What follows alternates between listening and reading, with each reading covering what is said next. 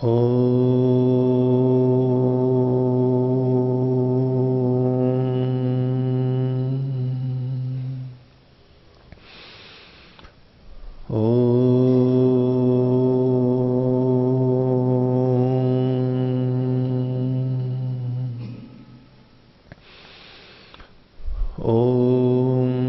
सहनाववतु सहनौ भुनक्तु सह वीर्यं करवावहै तेजस्विनावतीतमस्तु मा विद्विषावहै।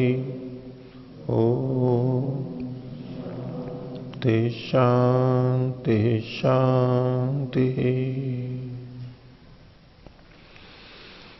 वैशेषिक दर्शन की 66वीं कक्षा। वैशेषिक दर्शन के 9वें अध्याय का प्रथम आनेक चल रहा है और उसमें हमने तीसरे सूत्र तक पिछली कक्षा में देखा था। पिछले पाठ में से किन्हीं को कुछ पूछना है तो पूछ सकते हैं। हाँ। ओम।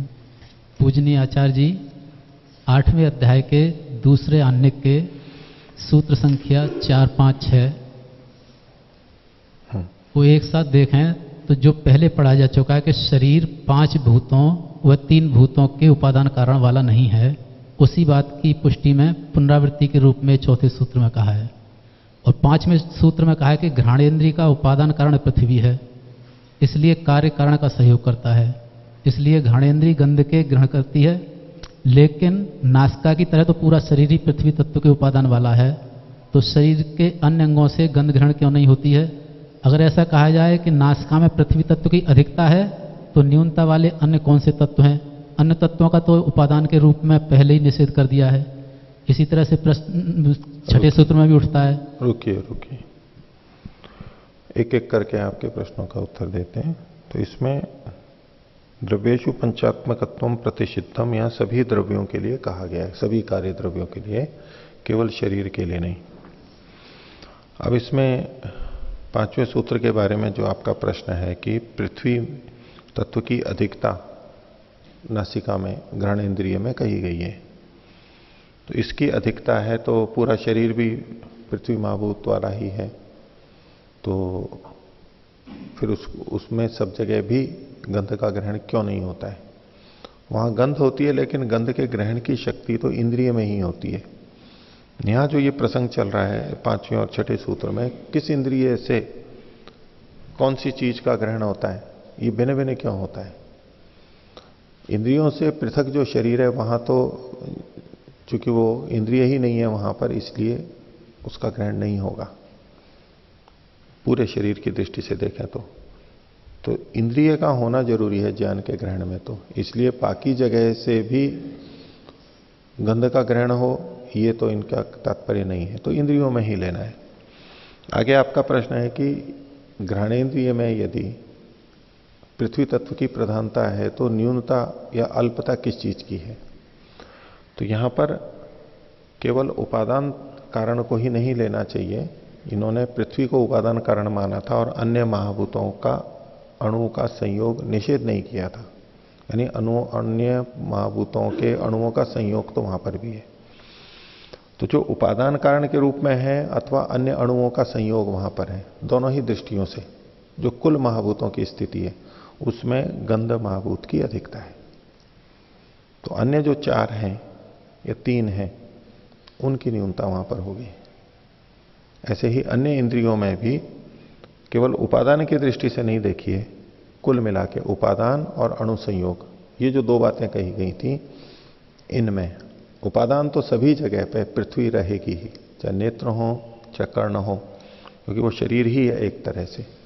लेकिन इस शरीर के साथ साथ वहां जो इंद्रिय है उसमें भेद अलग अलग महाभूतों की अधिकता के आधार पर ये कह रहे हैं।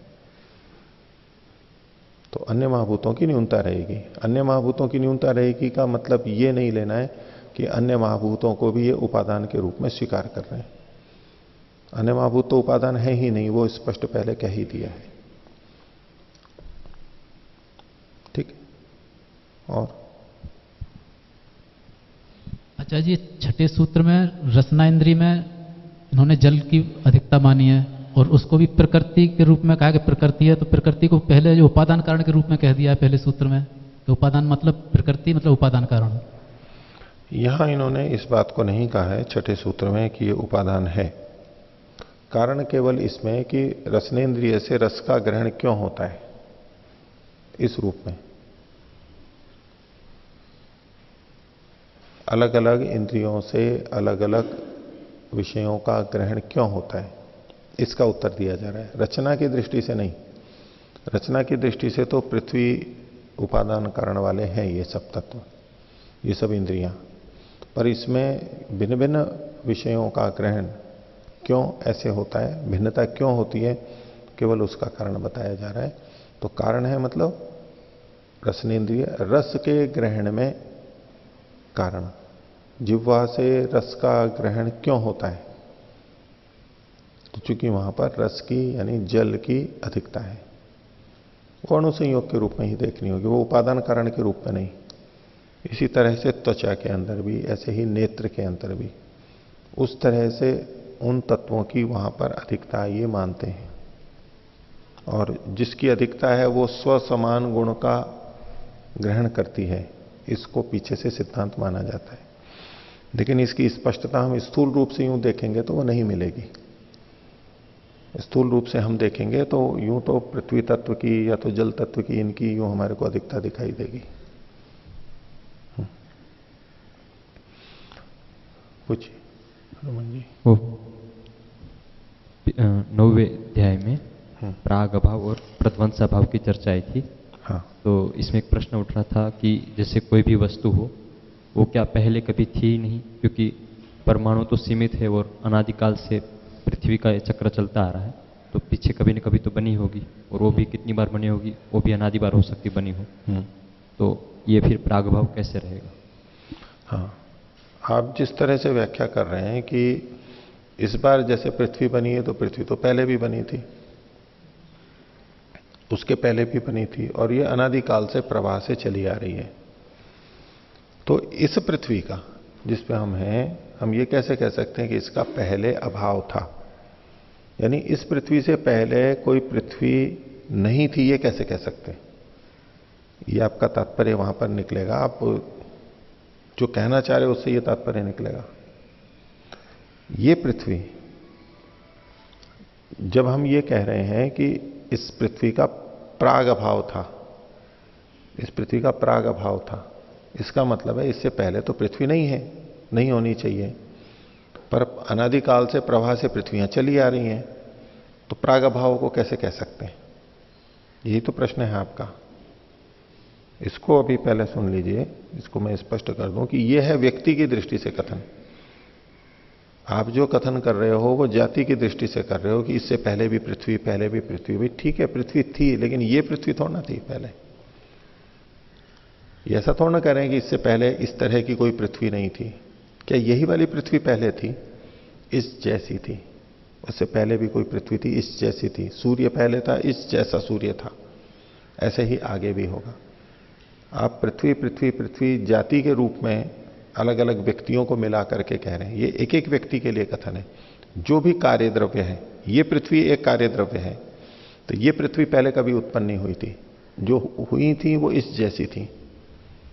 इसलिए एक एक को करके देखेंगे तो प्रागभाव भी रहेगा, प्रध्वंस भाव भी रहेगा। पूछिए।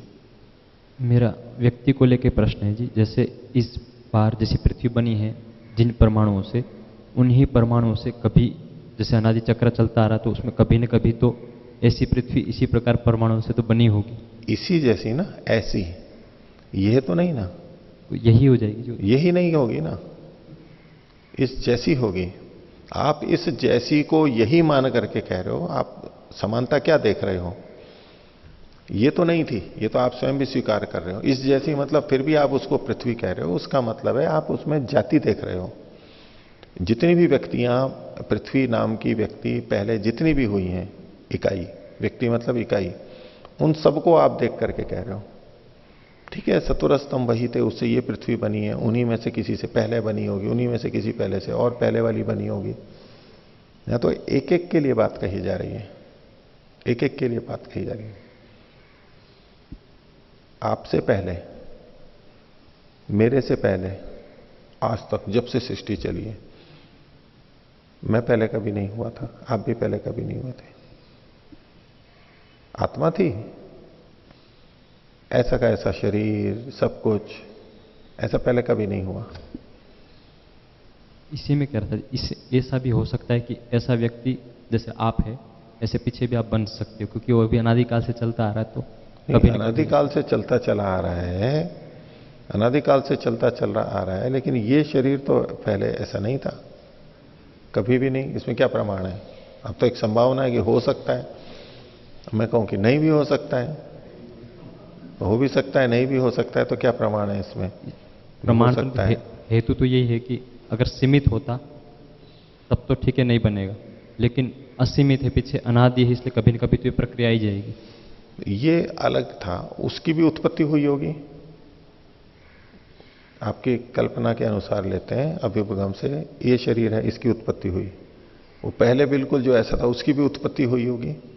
तो दो अलग अलग उत्पत्तियां हैं, दो अलग अलग विनाश हैं, तो ये दोनों एक ही कैसे हो सकते हैं? एक ही कैसे हो सकते हैं? काल की दृष्टि से तो एक नहीं है, लेकिन वही परमाणु और नहीं, वही परमाणु भी क्या पता है ना, वो तो वही के वही भी हो तो भी, वही के वही हो तो भी।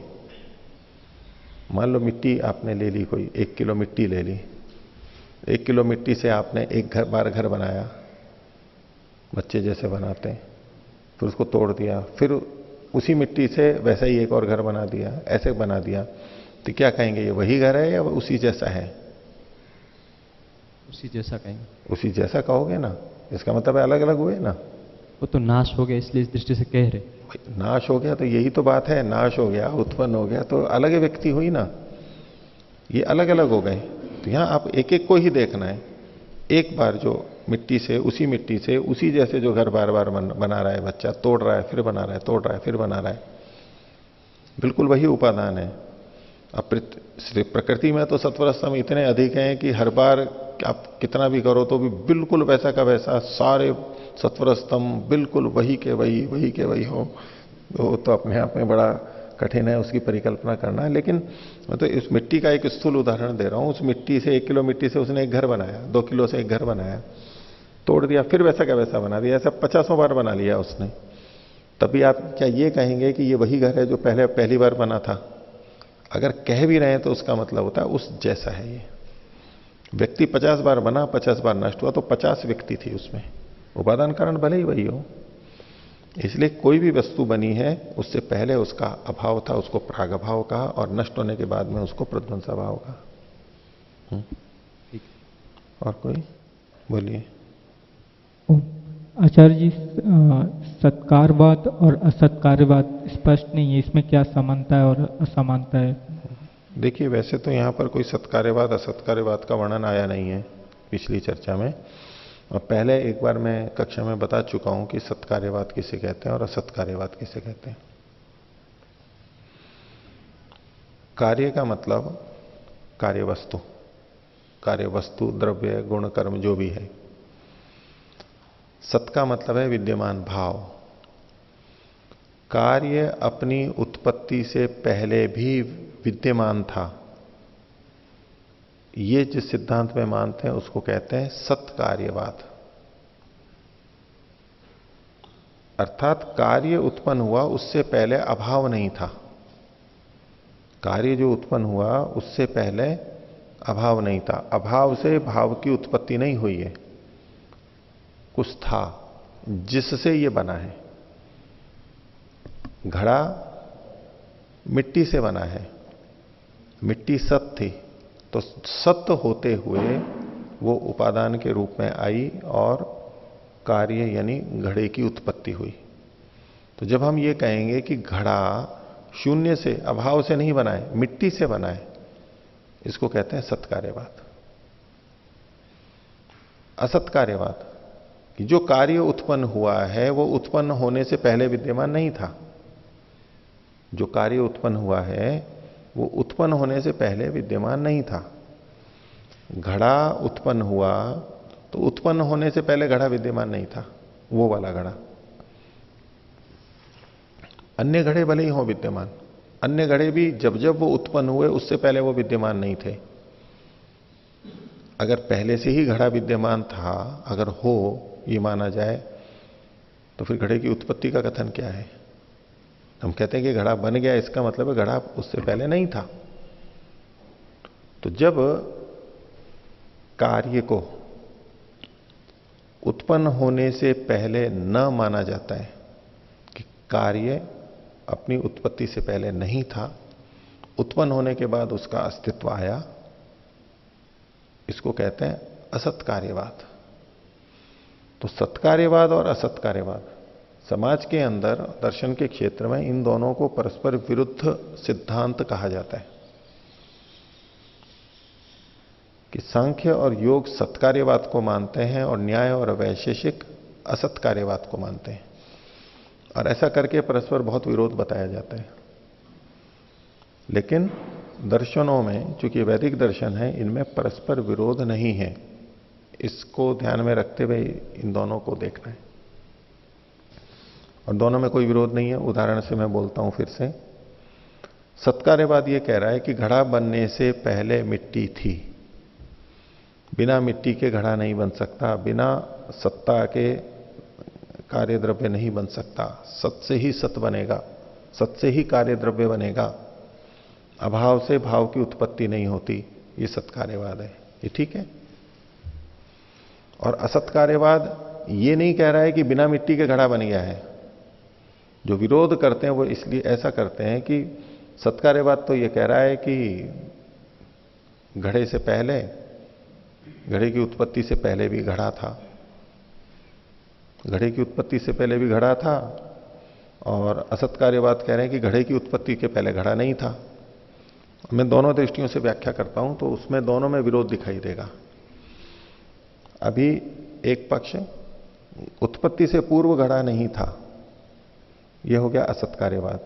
तो ये लोग सत्कार्यवाद को कैसे व्याख्या करते हैं कि सत्कार्यवाद वाले ये मानते हैं कि घड़ा अपनी उत्पत्ति से पहले भी विद्यमान था।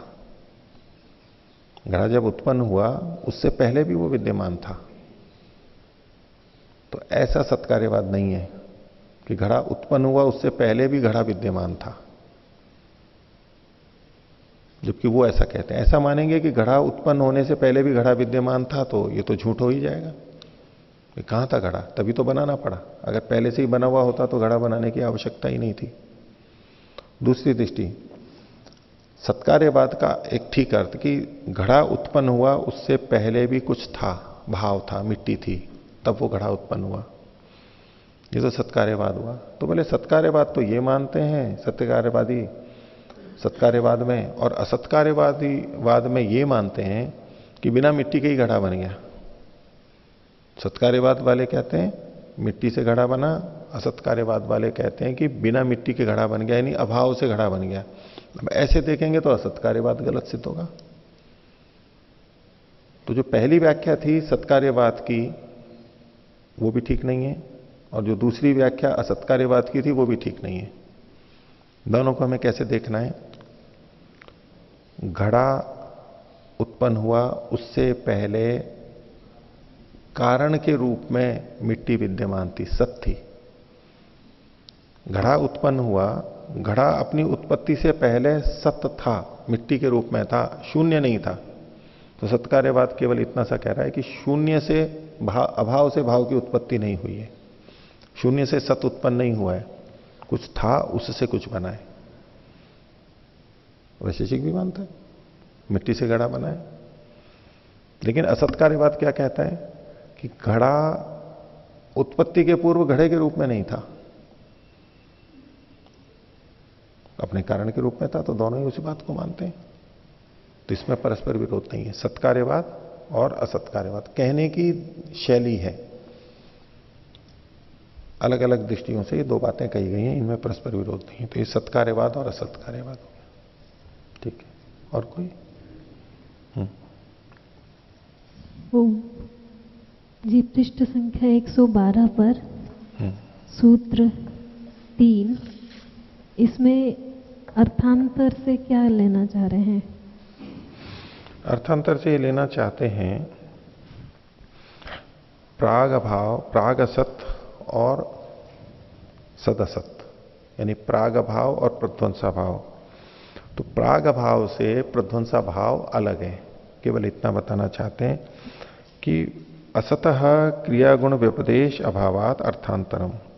प्राग भाव में तो असत होता है, क्रिया और गुण के व्यपदेश का अभाव होता है। ऐसा प्रध्वंसा भाव में नहीं होता है।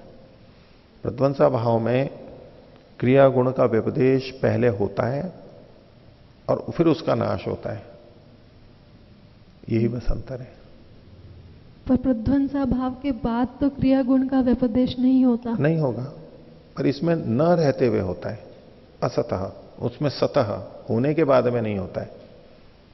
प्राग भाव में प्राग भाव में जो क्रिया गुण का के व्यपदेश का अभाव है वो न रहते हुए ही रहता है। वो पहले था नहीं, अभाव के रूप में ही चल रहा था। प्रध्वंसा भाव में जो क्रिया और गुण के व्यपदेश का अभाव है, तो क्रिया गुण का व्यपदेश पहले था और अब नहीं है।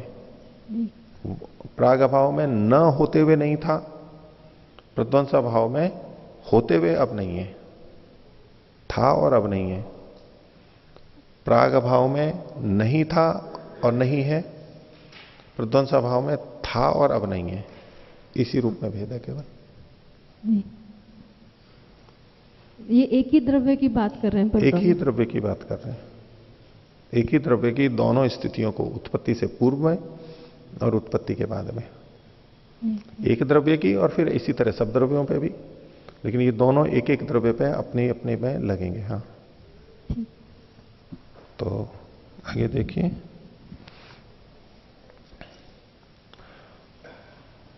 वैशेषिक दर्शन 9वें अध्याय का प्रथम आनिक और चौथा सूत्र, पृष्ठ संख्या 112। तो असत यानी अभाव को दो रूप में इन्होंने बताया, अब तीसरा बता रहे हैं, तृतीय। चौथा सूत्र है सच्चा सच्च, सत्च असत्च। चौथा अभाव ऐसा है जो होते हुए है भी और नहीं भी है। सत्च असत्च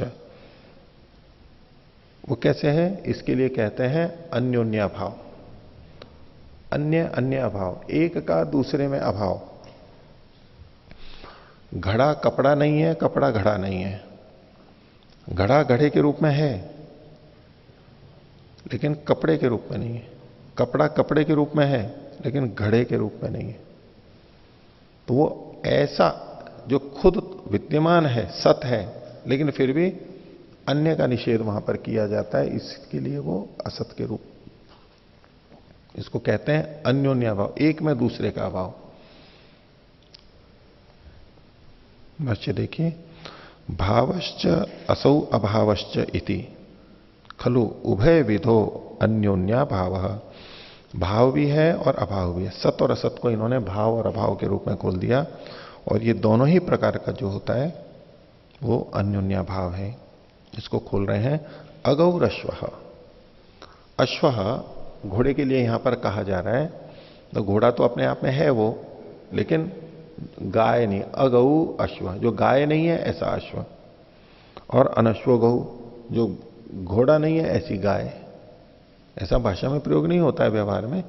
तो कोई भी वस्तु जो भी है, जो भी वस्तु है वो एक है, उसमें अन्यों का अभाव है।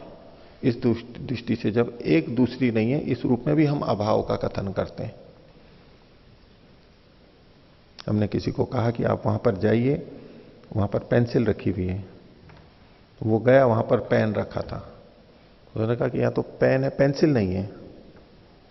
पेन है, पेंसिल नहीं है। वो तो पेंसिल के लिए गया था। तो पेन है उसका अस्तित्व बताते हुए साथ ही साथ में वहां कह रहा है कि पेंसिल नहीं है वो। ये तो पेन है, ये पेन है, ये पेंसिल थोड़ना है। ये पेंसिल है, ये पेन थोड़ना है। ऐसे जो कथन होगा, तो होते हुए भी उसमें दूसरी चीज का अभाव देखा जाता है। तो अगौ अश्व अनश्वो गौ। इसी तरह अपटो घट अघट पट, बिना कपड़े वाला घड़ा और बिना घड़े वाला कपड़ा। इति अन्योन्या भाव तृतीय है। अन्योन्या भाव तीसरा होता है। देखो कितना अधिक अभाव है हमारे में भाव अधिक है, अभाव अधिक है? अभाव अधिक है, इसीलिए तो दुख है हमारे पास।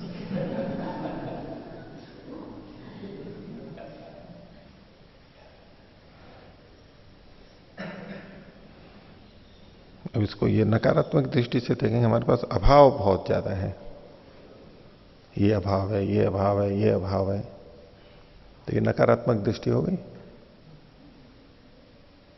और सकारात्मक दृष्टि होगी, ये भाव है।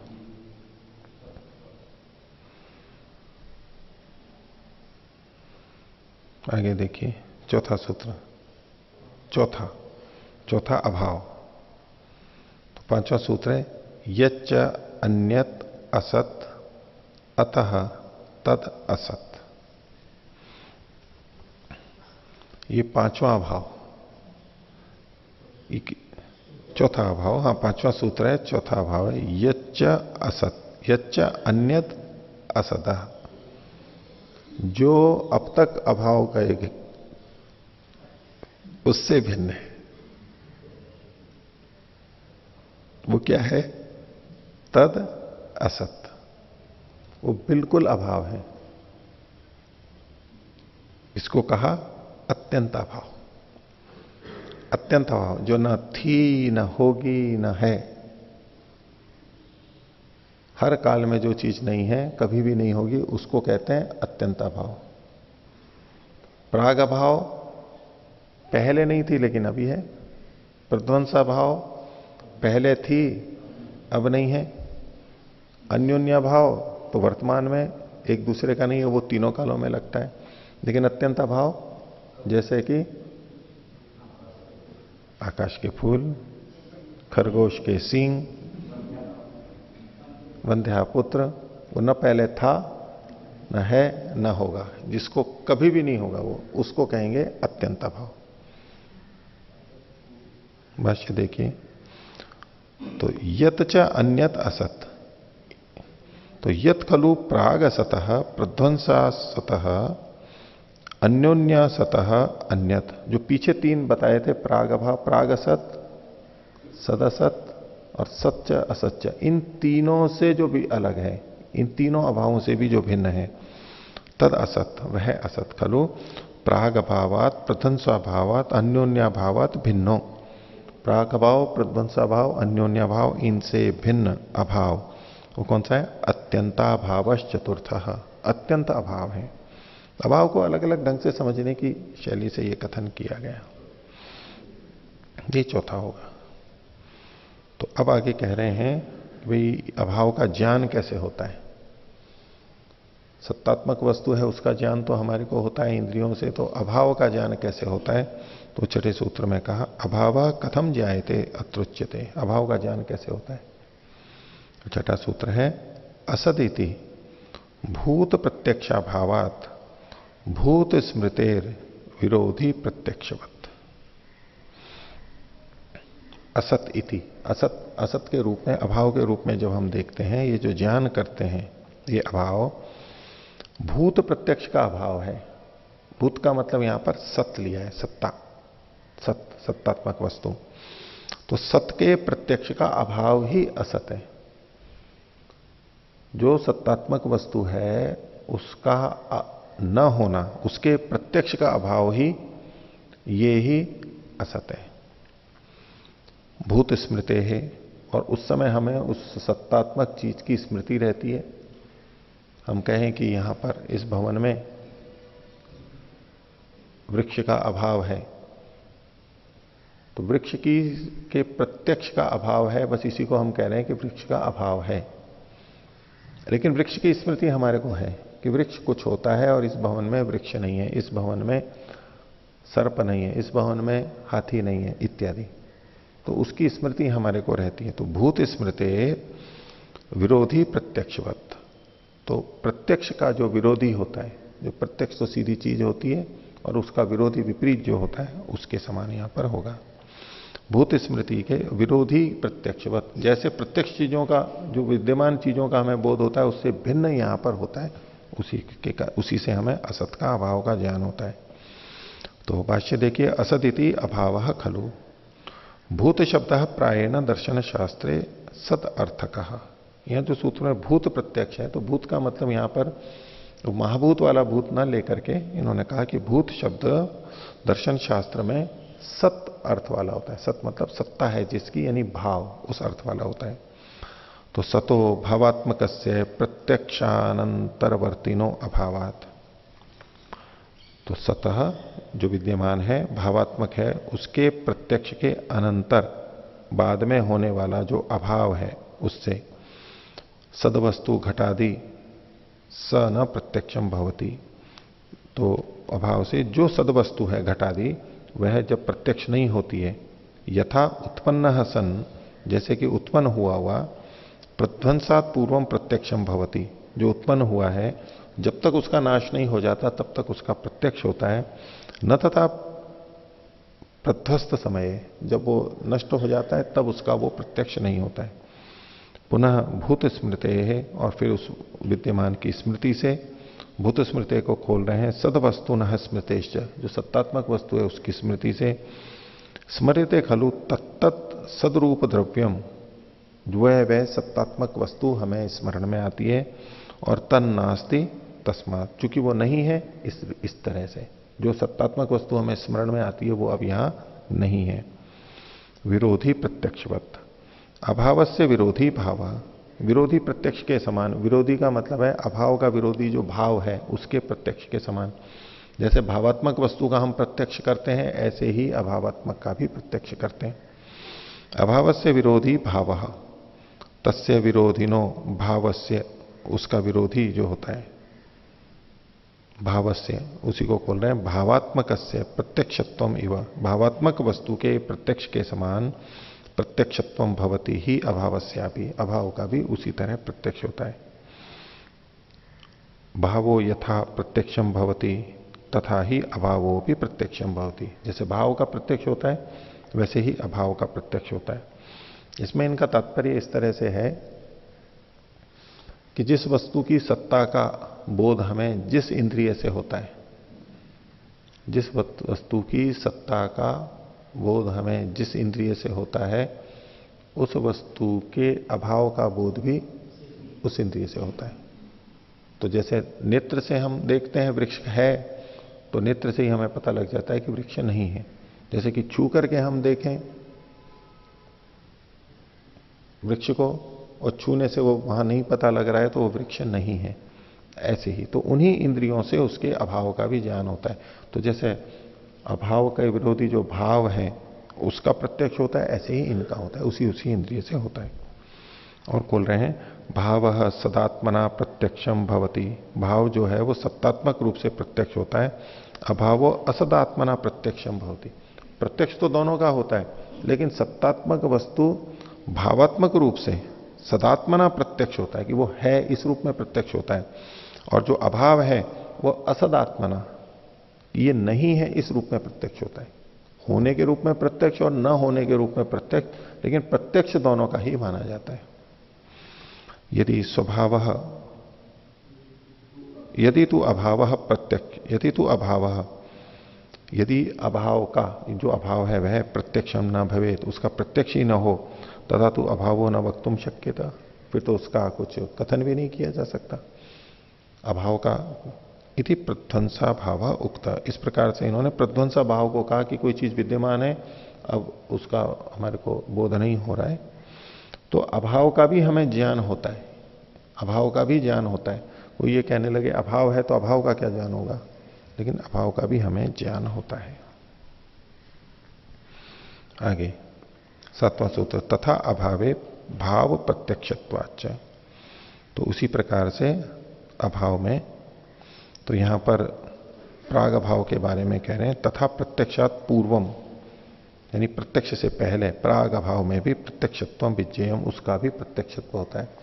पहले वाले सूत्र में विद्यमान है और अब उसकी अविद्यमानता अभाव को कहा जा रहा है, अब यहां पर कोई चीज है उससे पहले भी, तो तथा अभावे भाव प्रत्यक्षत्वाच्च, तो प्राग भावे अपनी प्रत्यक्षत्वम विज्ञेयम भाव प्रत्यक्षत्वात्, इसको खोल दिया भावात्मकस्य घटादेर जातस्य प्रत्यक्षत्वात्, जो भावात्मक घटादि है जातस्य जो कि उत्पन्न हो गया है उसके प्रत्यक्ष के, उसका प्रत्यक्ष होने से। यथा ही जातो घटा प्रत्यक्षम भवति तथा तक प्राग भावो अपनी प्रत्यक्षम भवति ही। जिस प्रकार से उत्पन्न हुआ घड़ा प्रत्यक्ष होता है, ऐसे ही उसके उत्पन्न होने से पहले उसका जो अभाव है प्राग अभाव, वो भी प्रत्यक्ष होता है। इति प्राग अभाव उक्त, इस तरह से प्राग अभाव के बारे में कहा गया। ये एक तरह से इन्होंने व्याख्या की है, एक और तरह से अलग ढंग से ये व्याख्या कर रहे हैं, उसको हम थोड़ा सा देख लेते हैं। तो षष्ठ सप्तमयो सूत्रयो अन्यो व्याख्या मार्ग, छठे सातवें सूत्र की एक अलग ढंग से व्याख्या। भावा भावो प्रत्यक्ष विषय को स्तः, भाव और अभाव दोनों प्रत्यक्ष वाले हैं। असदिति भूत प्रत्यक्ष, ये जो छठा सूत्र था, यहां पर सामान्य न अभावस्य प्राग प्रध्वंसो उभय विधस्य प्रत्यक्षत्वम दर्शयति। पीछे जो इन्होंने छठे सूत्र की व्याख्या की थी वो प्रध्वंसा भाव के रूप में की थी, लेकिन अभी ये कह रहे हैं कि इसमें प्राग भाव और प्रध्वंसा भाव दोनों की ही व्याख्या हम यहां पर कर सकते हैं। तो सामान्य रूप से अभाव की अर्थात प्राग प्रध्वंसो भाव उभय विधस्य प्रत्यक्षत्वम दर्शयति, विरोधी प्रत्यक्षवत अर्थात भाव प्रत्यक्षवत, भाव के प्रत्यक्ष के समान प्राग भाव और प्रध्वंसा भाव का भी प्रत्यक्ष होता है। अब जो आगे की व्याख्या है, तो पंक्तियां हैं इसलिए हम पढ़ लेते हैं उसको, लेकिन उसकी संगति के विचारणीय है। सप्तमम सूत्रम भाव विषयकम स्यात् तत्र भाव प्रत्यक्षत्वम अभाव प्रत्यक्षवत उच्यते। तो सातवां सूत्र है, इसको कह रहे हैं ये भाव के विषय में होगा, और वहां पर भाव के प्रत्यक्षत्व को अभाव के प्रत्यक्ष के समान कहा जा रहा है। पीछे जो कहा गया था भाव के प्रत्यक्ष के समान अभाव का प्रत्यक्ष, और यहां पर अभाव के प्रत्यक्ष के समान भाव का प्रत्यक्ष कहा जा रहा है। सूत्र पाठश्च संधिम अवलंबे, सूत्र पाठ में संधि का आधार लेकर के इन्होंने उसको बदल करके यहां पर लिया है। क्या? तथा भावे अभाव प्रत्यक्षवत। तो पिछले सूत्र को देखिए, सातवां सूत्र जहां मुख्य लिखा हुआ है उसमें था तथा अभावे भाव प्रत्यक्षत्वाच्च। इन्होंने किस तरह से किया? तथा को तो अलग कर दिया और अवग्रह करके जो अभावे था, अवग्रह हटा के भावे कर लिया, तो भाव को इधर लिया। भावे अभाव प्रत्यक्षत्व, और भाव प्रत्यक्षत्वाच्च था वो, वहां पर अभाव प्रत्यक्षवत, इस तरह से बदल करके इन्होंने किया है। तो भावे भावात्मके द्रव्ये प्रत्यक्षत्वम खलु भावत्व भाव प्रत्यक्षवत। भाव में यानी भावात्मक द्रव्य में जो प्रत्यक्ष होता है वह खलु भवतु अभाव प्रत्यक्ष, भाव में जो भाव का जो प्रत्यक्ष होता है वो अभाव के समान होवे। खोल रहे हैं, यथा अभावात्मकतया भाव, अभावात्मकतया अभाव साक्षात प्रत्यक्षम भवति। जैसे अभाव अभाव के रूप में साक्षात पता लगता है, पुनर्भावात्मकतया भावो भी प्रत्यक्षम भवति। इसी प्रकार से भावात्मक रूप से भाव का भी ज्ञान होता है। तत्र भावाभावो प्रत्यक्ष हो, तो कुल निश्चय करेंगे कि भाव और अभाव दोनों का प्रत्यक्ष होता है। एक में एक को दृष्टांत, दूसरे को दृष्टांत, एक में उसको दृष्टांत इसको दृष्टांत बना के बदल बदल करके इन्होंने कथन किया है। तो जैसी पहले वाली व्याख्या है उसके अनुसार छठे के अंदर प्रध्वंसा भाव और सातवें के अंदर प्राग भाव का कथन किया गया। और अब आठवें सूत्र में कहते हैं अथो अन्या भाव कथन जातीय का, अन्यो अन्या भाव कथन जाति के। अन्योन्या भाव किस प्रकार का होता है? तो उसके लिए आठवां सूत्र है एतेन अघटो अगौ अधर्मश्च व्याख्याता। अघट ये शब्द हो गया, अगौ और अधर्म, इन तीनों में अभाव कहा गया है और यह भाव अन्योन्या भाव की दृष्टि से कहा गया है। तो एतेन अर्थात भावा भावयो प्रत्यक्षत्व निर्देशनेन, भाव और अभाव के प्रत्यक्ष की बात को कह करके अघट, अघट को खोल रहे हैं, घटा भाव, घट का अभाव किसमें? पटा दो, पट आदि में, यानी घड़े को छोड़ करके और जितनी वस्तुएं उन सब जगह पे इसका अभाव बताया जा सकता है। और अगोह गौ अभावो, अगोह को खोल दिया, गोर अभाव, गाय का अभाव, वो किस में देखा जाएगा? अश्वादो, अश्वादि, अश्व, भेड़, बकरी, चूहा, कितने भी चीजें उन सब के अंदर लगेगा। अगोह गौर अभावो अश्वादो। और अधर्म, इस शब्द को खोल रहे हैं, धर्माभाव, धर्म का अभाव, ये कहां होगा? अधर्मे प्रत्यक्षम भवती, अधर्म में प्रत्यक्ष होता है। अधर्म यानी धर्म का अभाव अधर्म में प्रत्यक्ष होता है। ये अन्योन्या भावो भाव प्रत्यक्षवत, ये जो अन्योन्या भाव है ये भाव के प्रत्यक्ष के समान है।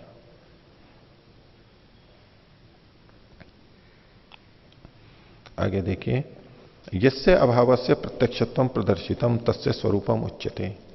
अभाव के बारे में चर्चा कर रहे हैं तो उससे संबंधित और शब्दों को भी यहां पर बता के उसके स्वरूप को स्पष्ट कर रहे हैं। नवा सूत्र, अभूतम नास्ति इति अनर्थांतरम। ये जो अभाव है इसको कहते हुए कि अभूत,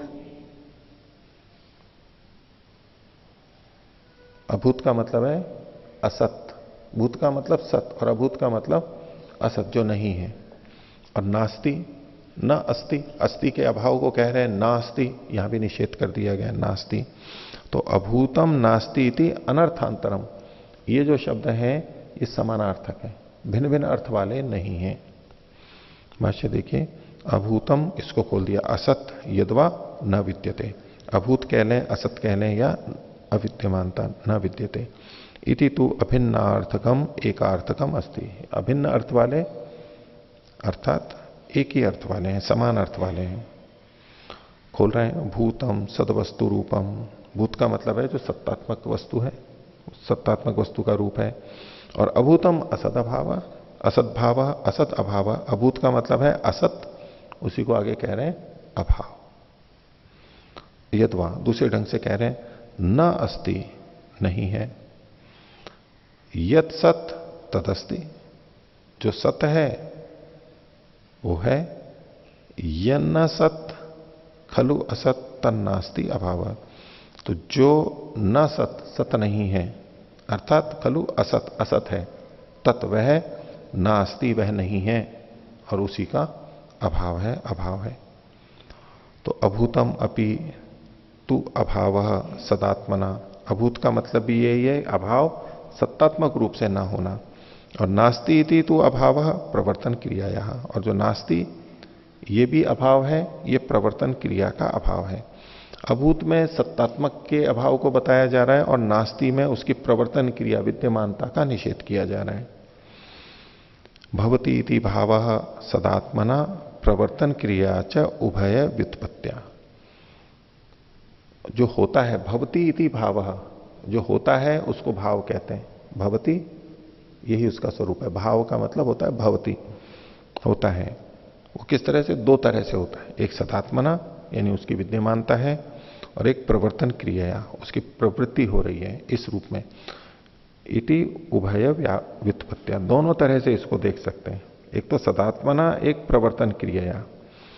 पीछे इन्होंने पिछली पंक्ति में अभूत को भी दोनों ही तरह से बताया था, उसमें देखिए, अभूत इति तु अभाव सदात्मना और नास्ति इति तु अभाव प्रवर्तन क्रिया। विद्यमानता देख रहे हैं और उसकी प्रवर्तन क्रिया वो चल रही है, उसको लगातार देख रहे हैं, उसकी विद्यमानता को लगातार देख रहे हैं, प्रवर्तन की क्रिया है। तो इन दोनों ही तरह से भाव को भी देखते हैं। अभूतम व नास्ति इति व अभाव पर्यायो अभाव स्वरूपम व, अभूत है या नास्ति है, ये सब अभाव के पर्याय रूप हैं, अभाव का स्वरूप ही इसी तरह से कहा गया है। तो अब इसमें एक प्रश्न उठा रहे हैं आगे कि अब तक जो आपने बताया किसी वस्तु का न होना, तो चाहे प्राग भाव के रूप में हो, चाहे प्रध्वंसा भाव के रूप में हो, चाहे अन्योन्य भाव के रूप में हो, चाहे अत्यंत भाव के रूप में हो, उसमें अभाव को बताया जाता है। तो यदि एवं अगर ऐसा है कि नास्ति इति पदेन अभावो अभाव स्वरूपम व गृह्यते, नास्ति शब्द से अगर हम किसी भी वस्तु का अभाव या अभाव स्वरूप का ग्रहण करते हैं, पिछले सूत्र में जो नास्ति शब्द से कहा गया, तो फिर ये कैसे होता है? तो 10वें सूत्र में उठाया, नास्ति घटो गेहे। जब इस शब्द का प्रयोग करते हैं कि घर में घड़ा नहीं है, गेहे घटो नास्ति, घर में घड़ा नहीं है, तो क्या घड़ा वास्तव में नहीं है? घर में कमरे में घड़ा नहीं है, तो क्या वास्तव में घड़ा नहीं है, उस घड़े का अभाव है? तो उसके लिए कह रहे हैं इति सतो घटस्य गेह संसर्ग प्रतिषेध, घड़े के होते हुए भी घर से उसके संसर्ग का अभाव निषेध किया जा रहा है। वो कहीं और है, कुएं पे रखा हुआ है या बाहर रखा हुआ है, अंदर नहीं है। तो नास्ति शब्द का मतलब सदा ये नहीं होता है कि वो वस्तु है ही नहीं, अभाव ही हो गया है उसका। नास्ति का मतलब उसके संसर्ग का अभाव भी कहा जाता है। भाष्य में यही कहा, गृहे घटो नास्ति इति वाक्य, घर में घड़ा नहीं है, इस वाक्य में नास्ति वचने न, ये जो नास्ति शब्द है इससे क्या मतलब हो रहा है? किम प्रागभाव प्रध्वंसा भावो अन्योन्या भावो व लक्ष्यते, या प्रागभाव कहा जा रहा है या प्रध्वंसा भाव कहा जा रहा है या अन्योन्या भाव कहा जा रहा है? कौन सा भाव कहा जा रहा है नास्ति शब्द से? उच्चते, इसका उत्तर दे रहे हैं, सदरूपस्य भावात्मकस्य विद्यमानस्य घटस्य गृह संसर्ग प्रतिषेधो विज्ञेयो अल्पविराम। सत्तात्मक सदरूप भावात्मक विद्यमान घड़े का घर के साथ में संसर्ग संयोग का अभाव बताया जा रहा है। न प्राग भावादय, प्राग अभावादि जो तीन अभाव यहां कहे थे उनका उल्लेख नहीं किया जा रहा है। तस्य गृहाद अन्यत्र विद्यमानत्वात् सत्वात्, उसके यानी घड़े के घर से अन्यत्र विद्यमान होने से यानी सत्ता उसकी होने से, नहीं अत्र घट प्रतिषेध, किंतु घट गृहयो संसर्ग प्रतिषेध संसर्गाभावो न तो घटाभाव। तो यहां पर घट का प्रतिषेध नहीं है, लेकिन घट और गृह के संसर्ग का प्रतिषेध है। इसको संसर्गाभाव कहते हैं, न तो घटाभाव। तो एक तरह का अभाव और हो गया ये, प्रागभाव, प्रध्वंसाभाव, अन्योन्याभाव, अत्यंताभाव, संसर्गाभाव। संसर्ग का भाव कहा जा रहा है, यहां पर इस जगह पे नहीं है, दूसरी जगह भले ही होगा। आगे देखिए, इंद्रियकम बाह्यम प्रत्यक्षम उक्त्वा आत्म प्रत्यक्षम आंतरिक प्रत्यक्षम उच्यते।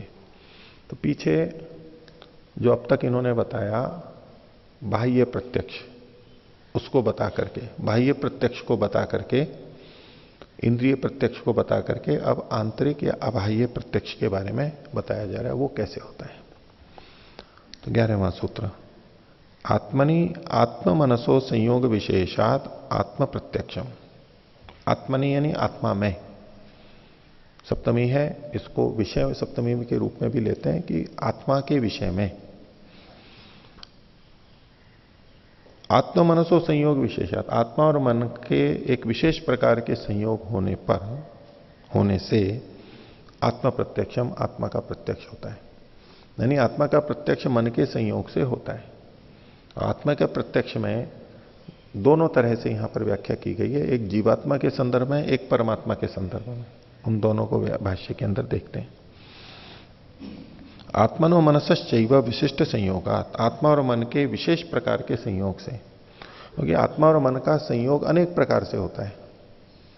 वो किस किस तरह से होता है उसकी तो यहां स्पष्टता से कुछ व्याख्या नहीं है, उपलब्ध नहीं है, लेकिन विशेष प्रकार का संयोग होता है। आगे भी सूत्र में आएगा, आत्मा और मन के संयोग विशेष से स्मृति पैदा होती है। इसको आप आगे देख सकते हैं 926।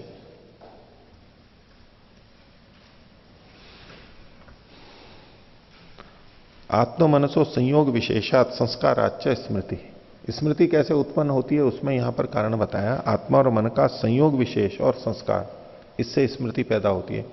ये भी से एक संयोग विशेष है, और यहां पर जो आत्मा का प्रत्यक्ष हो रहा है ये भी एक संयोग विशेष है, और ऐसे ही आगे भी कहेंगे। तो आत्मा और मन का संयोग अनेक तरह से होता है, उनमें से कुछ विशेष प्रकार का संयोग होता है, उससे आत्मा का प्रत्यक्ष होता है। तो आत्मनो मनसश्चैव विशिष्ट संयोगात, विशिष्ट संयोग को ये आगे खोल रहे हैं, किल इंद्रियाणाम अर्थानाम च संयोगम अनपेक्षमानो, इंद्रिय और अर्थों के संयोग की अपेक्षा न रखता हुआ अन्य जो बाह्य वस्तुओं को हम जानते हैं उसमें भी आत्मा और मन का संयोग तो होता है, लेकिन उसमें बाह्य वस्तु और इंद्रिय का भी संयोग होता है। तो ये विशेष संयोग ऐसा है जिसमें बाह्य वस्तु और इंद्रियों का संयोग नहीं है, अंदर ही अंदर कुछ संयोग है। तो इंद्रियाणाम अर्थानाम च संयोगम अनपेक्ष आत्मनो निरुद्धम मनसश्च, आत्मा का और निरुद्ध मन का, निरुद्ध मनसश्च और रुके हुए मन का संयोग होने से ऐसा होता है। इत्यर्थ, ऐसा तात्पर्य है। आत्मनि, आत्मनि को खोल रहे हैं निमित्त सप्तमी, आत्मा को निमित्त मान करके इसको खोल रहे हैं। आत्मनिमित्तम, आत्मा के निमित्त से यह संयोग होता है। आत्मनिमित्तम को खोल दिया आत्मार्थम, आत्मा के लिए, यानी चतुर्थी के अर्थ में यहां पर सप्तमी ली गई है। आत्मार्थम, उसी को आगे खोल दिया स्वात्मार्थम परमात्मार्थम च, अपनी आत्मा के लिए यानी जीवात्मा के लिए और परमात्मा के लिए। यत प्रत्यक्षम तत्, जो इन दोनों का प्रत्यक्ष होता है वह आत्म प्रत्यक्षम यानी अध्यात्म प्रत्यक्षम, आंतरिक प्रत्यक्षम, अनिंद्रिय प्रत्यक्षम साधनम अस्ति। इसमें आत्म प्रत्यक्ष यानी अध्यात्म प्रत्यक्ष होता है विशेष प्रकार का, इसको आंतरिक प्रत्यक्ष कहेंगे, अनिंद्रिय प्रत्यक्ष कहेंगे, वो ही साधन बनता है। यानी इंद्रियों से जो प्रत्यक्ष होता है वो जीवात्मा और परमात्मा के प्रत्यक्ष में कारण नहीं बनता है। अब यहां पर जो इन्होंने दूसरी पंक्ति में जो अंत में लिखा आत्मनो निरुद्ध मनसश्च, आत्मा का और निरुद्ध मन का, तो ये एक सामान्य रूप से निरुद्ध मन शब्द का अर्थ ग्रहण करना चाहिए। अगर निरुद्ध का मतलब योग दर्शन के अनुसार ही बिल्कुल हम लेते हैं, निरुद्ध का मतलब है उसकी जो चित्त की 5 भूमियां हैं, प्रसुप्त नहीं, क्षिप्त, मूढ़, विक्षिप्त, एकाग्र और निरुद्ध, ये जो एकाग्र और निरुद्ध अवस्थाएं हैं इसमें से जो 5वीं है निरुद्ध अवस्था, अगर उसको हम ग्रहण करेंगे तो ये जो का तो लेंगे तो यहां संगत नहीं लगेगा, क्योंकि वहां योग दर्शन में स्पष्ट लिखा ही है कि जहां एकाग्र भूमि होती है यानी संप्रज्ञात समाधि होती है उसमें आत्मा का साक्षात्कार होता है, और जहां पर चित्त की वृत्तियां पूरी रुक जाती हैं उसमें वहां पर फिर परमात्मा का साक्षात्कार स्वीकार करते हैं। तो यहां निरुद्ध मन का मतलब है एकाग्र और निरुद्ध दोनों का, क्योंकि जिस समय एकाग्र होता है उस समय भी अन्य वृत्तियां रुकती हैं, इसलिए उसको भी अन्य वृत्तियों के रुकने के कारण निरुद्ध की श्रेणी में ले लेते हैं, ये सामान्य कथन मानेंगे। तो जब स्वात्म प्रत्यक्ष है, स्वात्मार्थम, तो वहां पर एकाग्र मन के साथ आत्मा का संयोग होगा, और जहां पर परमात्मा का साक्षात्कार होगा तो वहां आत्मा के साथ में निरुद्ध मन का संयोग होगा। संयोग का मतलब केवल यह है कि मन निरुद्ध अवस्था में है और आत्मा का सीधे परमात्मा से साक्षात्कार होगा। तो पीछे जो हम ये देख रहे थे कि आत्मा के प्रत्यक्ष की बात है कि आत्मा का प्रत्यक्ष नहीं होता, तो वो स्थूल रूप से कथन था, इंद्रियों से आत्मा का प्रत्यक्ष नहीं होता, लेकिन विशेष प्रकार का प्रत्यक्ष जो यहां पर कहा गया है वो तो ये स्वीकार करते ही हैं। अगला सूत्र, तथा द्रव्यांतरेषु प्रत्यक्षम, तो जैसे इनके लिए कहा गया वैसे अन्य द्रव्यों के विषय में भी प्रत्यक्ष समझना चाहिए। ये अन्य द्रव्य कौन से हैं? अन्य आंतरिक प्रत्यक्ष, जिन द्रव्यों का हम बाहर से स्थूल रूप से प्रत्यक्ष करते हैं उनको तो पहले बता दिया। अब यहां पर ये आंतरिक प्रत्यक्ष की बात कर रहे हैं, तो आंतरिक प्रत्यक्ष में आत्मा को छोड़ करके जो अन्य हैं, सूक्ष्म इंद्रियां हैं, मन है, और भी जो भी चीजें हैं, उनका प्रत्यक्ष भी ऐसे ही होता है। तो तथा द्रव्यांतरेषु प्रत्यक्षम, अन्य द्रव्यों के प्रत्यक्ष में भी आत्मा और मन के संयोग की अपेक्षा रहती है। भाष्य, यथा खलु आत्मनि आत्मनिमित्तम आत्मार्थम आत्म प्रत्यक्षम भवति। ये पिछले सूत्र की बात को लिख रहे हैं कि जिस प्रकार से, क्योंकि सूत्र में तथा शब्द था, तो जिस प्रकार से आत्मा में यानी आत्मा के निमित्त वाला यानी आत्मा के लिए, आत्मा के विषय में प्रत्यक्ष होता है, तथा अप्रत्यक्षम, तथा प्रत्यक्षम, उसी प्रकार का प्रत्यक्ष यानी तथैव प्रत्यक्षम आत्म प्रत्यक्षम अध्यात्म प्रत्यक्षम आत्म मनसो संयोग विशेषात योगिनो भवति। उसी प्रकार से इस आत्मा को छोड़ के अन्य पदार्थों का भी आध्यात्मिक प्रत्यक्ष होता है, सूक्ष्म वस्तुओं का। वो किसमें? द्रव्यांतरेषु आत्मभिन्नेषु जड़ेषु सूक्ष्म व्यवहित विप्रकृष्टेषु खलु अतीन्द्रियेषु तन्निमित्तम इत्यर्थः। द्रव्यांतर का मतलब किया आत्मा से भिन्न जो द्रव्य हैं उनका, आत्म भिन्नेषु, कौन से? जड़ेषु, जड़ वस्तुओं में। और वो जड़ वस्तुएं भी कैसी? स्थूल है उनका तो प्रत्यक्ष पहले कह ही दिया है, बाह्य प्रत्यक्ष। तो उनसे अतिरिक्त जो है वो है सूक्ष्म, बहुत सूक्ष्म चीजें हैं जिनका बाह्य प्रत्यक्ष नहीं होता है, उनका आंतरिक प्रत्यक्ष होगा। व्यवहित, जो छिपी हुई हैं, ढकी हुई हैं, उनका दीवार आदि के पीछे हैं, पहाड़ के पीछे हैं, ऐसे किसी चीज से ढकी हुई हैं उनका। और विप्रकृष्टेषु, तो ढकी हुई तो नहीं है लेकिन दूर बहुत है, इसलिए हमें बाह्य इंद्रियों से प्रत्यक्ष नहीं होती है, उनका। अतीन्द्रियेषु, अतीन्द्रियों वस्तुओं का जो इंद्रियों से जानी ही नहीं जा सकती हैं उनका भी तन्निमित्तम इत्यर्थ, उनसे संबंधित प्रत्यक्ष भी यहां पर होता है। उक्तम ही तंत्रांतरेषु, जैसा कि तंत्रांतर में दूसरे शास्त्र में कहा गया है, तो यहां इन्होंने सांख्य दर्शन का सूत्र दिया है। दीन वस्तु लब्धातिशय संबंधाद्वा अदोषः, तो वहां पर जो प्रत्यक्ष की परिभाषा दी गई थी उसमें कहते हैं ये दोष नहीं होगा, ये जो परिभाषा की गई उसका कारण यहां पर बताया। लेकिन यहां इस संदर्भ में इन्होंने लिया है कि लीन वस्तु जो बहुत सूक्ष्म वस्तु है उनके साथ भी जब हमारी प्राप्ति होती है, संपर्क होता है, तो उनका भी प्रत्यक्ष होता है। इसलिए अदोषः प्रत्यक्ष लक्षण है, प्रत्यक्ष के लक्षण में कोई दोष नहीं है। अर्थात योगियों का अबाह्य प्रत्यक्ष, आंतरिक प्रत्यक्ष भी होता है जो कि आत्मा और मन के संयोग विशेष से होता है। और एक प्रमाण दे रहे हैं योग दर्शन का, परमाणु परम महत्वांतो अस्य वशीकारः, जो संप्रज्ञात समाधि वाला व्यक्ति होता है उसके परमाणु यानी तो सबसे छोटा और परम महत्व सबसे बड़ा, वहां तक छोटी से छोटी और बड़ी से बड़ी वस्तुओं का उसको साक्षात्कार होता है। तो सब चीजों का साक्षात्कार होता है। तो ये जो छोटी से छोटी और बड़ी से बड़ी चीज का देखना है, यह केवल बाह्य इंद्रियों से संभव नहीं है, उसके अतिरिक्त आंतरिक इंद्रियों से भी वो प्रत्यक्ष होता है, उसको बताते हुए इन्होंने लिखा।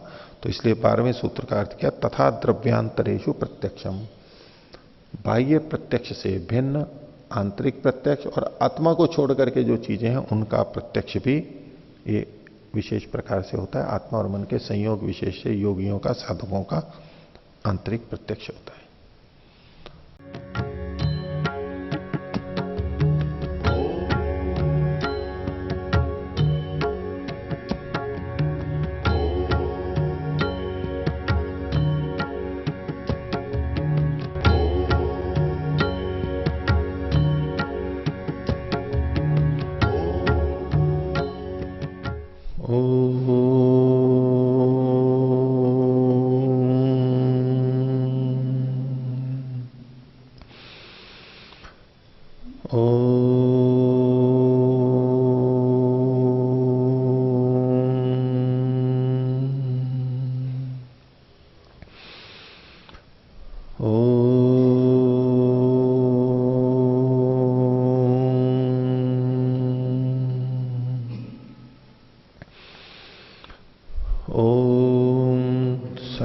सहनाववतु सहनौ भुनक्तु सह वीर्यं करवावहै तेजस्विनावधीतमस्तु